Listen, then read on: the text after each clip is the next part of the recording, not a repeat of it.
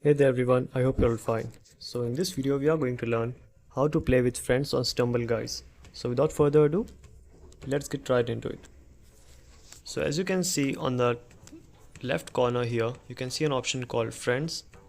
So you can click on it, and as you can see I have two friends here. These are my brothers. Right now they're offline. So you can add them by sending a link through Facebook, Gmail, through Facebook, WhatsApp, or just copy the link from here and you can send it through Gmail also, or you can send it through Discord, and they will just click the link and join your team. So you can the link through Facebook and it will give you a Facebook link.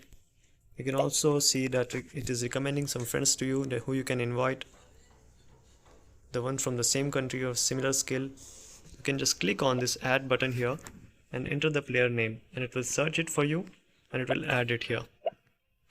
The best way to do that is you can just share the WhatsApp link and your friend will be added and you will be able to play with them. So that's how you can do it. So that's it for today guys. Hope you found the video helpful. See you soon. Have a good day.